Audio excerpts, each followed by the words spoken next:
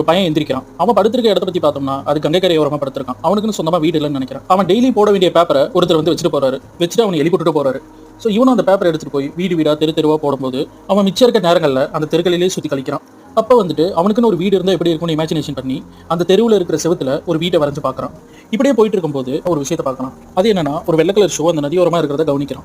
அதனால அவனும் ரொம்ப நேரம் வெயிட் பண்ணிக்கிட்டே இருக்கான். யாராவது வந்து அந்த வெள்ளை கலர் ஷூவை தேடுறாங்களா இல்லை ஏதாவது எடுக்கிறாங்களான்னு சொல்லிட்டு வெயிட் பண்ணும்போது அப்படி யாருமே நைட் வரைக்கும் வெயிட் பண்ணி பார்த்து எடுக்கல. அவன் அந்த வெள்ளை கலர் ஷூவை தூக்கிட்டு வந்துடுறான். தூக்கிட்டு வந்துட்டு பக்கத்தில் இருக்கிற தெருவில் கீழே ஒரு ட்ரங்க் பெட்டி மாதிரி வச்சிருக்கான். அந்த பெட்டியை ஓப்பன் பண்ணிட்டு அதுக்குள்ள அந்த ஷூவை வச்சுட்டு அந்த ஷூவோட அழகே பார்த்து பார்த்து ரசிச்சுட்டு இருக்கான். அடுத்த நாள் அந்த ஷூ போட்டுட்டு அந்த தெருவில் இருக்கிற எல்லா ஏரியாலையும் பேப்பர் போட போறான். அப்படி பேப்பர் போட போகும்போது பேப்பர் பண்டில் விழுகுது. அதை ஓப்பன் பண்ணி பார்க்கும்போது யாரோ பேனா பென்சில்லாம் வச்சிருக்காங்க. அதையும் ஜோப்புக்குள்ள போட்டுக்கிட்டு கொஞ்சம் தூரம் போகும்போது இன்னொரு பேப்பர் பண்டில் விழுகுது. அதை ஓப்பன் பண்ணி பார்க்கும்போது அதுல இருந்து ஒரு நோட்டு புக்கை பார்க்கறான். அதை பார்த்தோட்டி அவன் கையில வச்சிருந்த பேப்பரை எல்லாமே கீழே போட்டுறான். ஏன்னா இவனுக்கு படிக்கணும்னு ரொம்ப நாள் ஆசை. டக்குன்னு எந்திரிச்சு பார்த்தோட்டி தான் தெரியுது அது எல்லாமே ஒரு கனவு. இந்த ஷூ மட்டும் தான் நம்மளுக்கு நிரந்தரமா இருக்கு அவன் ஃபீல் பண்றான்.